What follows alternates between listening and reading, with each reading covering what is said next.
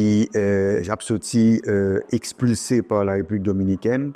On parlait de trafic de drogue, de trafic humain, de trafic d'organes, de trafic de munitions qu'a fait de la République dominicaine vers Haïti, des États-Unis vers Haïti, de la Colombie vers Haïti. On parlait le tout de gangs qui recrutaient Timonio qui fait venir des enfants soldats et que il y a des programmes que fait dans l'UNICEF au Libéria pour nous qui sont capables de faire ça. On parlait de aider la police haïtienne, de aider que nous transformer force multinationale kenyenne en une force de maintien de la paix et que pour l'aider nous travailler avec la Chine, il dit que nous pouvons travailler avec la Chine pour que la Chine permette que l'ONU finance les forces de maintien de la paix ça. Et la mi-temps conversation, hein, c'est lui-même qui vient, il dit et question de réparation et de restitution. Moi, je dis que réparation, est intéressant parce que son mouvement mondial que lié et que n'est pas normal que élèves français, étudiants français, population française, pas connaît que la France a gagné un système esclavagiste que l'y établi à Saint-Domingue et que monarchie française là écrit un code, les codes noirs qui a inventé des classifications, des catégorisations selon la couleur de la peau, blanc, carteron, mulâtre, sacatra, grimaud, etc., qui c'est des séquelles que nous avons portées dans la société haïtienne.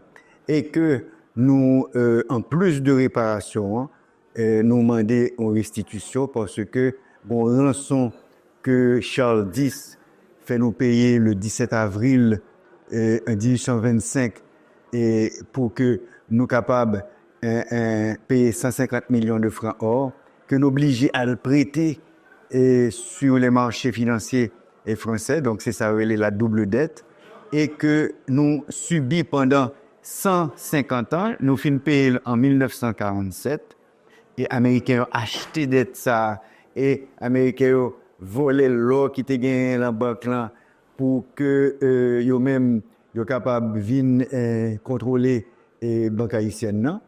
Et nous dit tout que c'est un devoir de mémoire, question de réparation, et tout question de restitution. Et ça président Macron répond non, parce que le président Macron dit que on garde sous point de vue de réparation de l'environnement haïtien, réparation de sécurité haïtienne, réparation d'éducation en Haïti, réparation de mentalité mémoriale, mentalité française là qui peut changer pour connaître qui ça qui le passé et qui jeune qu'à inventer l'avenir ensemble et lui promettre que le 17 avril qui c'est anniversaire qui 200e anniversaire là fait on annonce. Oui, le 17 avril 2025 marque les 200 ans de l'ordonnance de Charles X.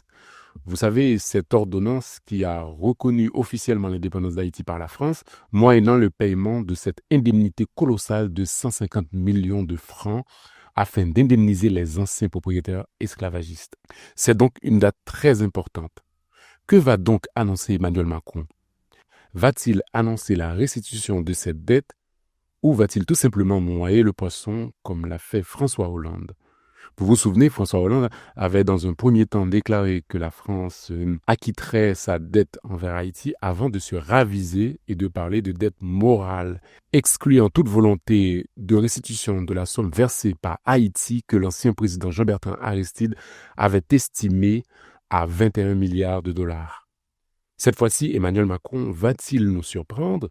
Pour le savoir, il faudra patienter jusqu'au 17 avril. Et entre-temps, Leslie Voltaire ne sera plus président du Conseil présidentiel. Et si son successeur décide que ce ne sera plus une priorité, la question de la dette de l'indépendance? Moral est bientôt, en fait.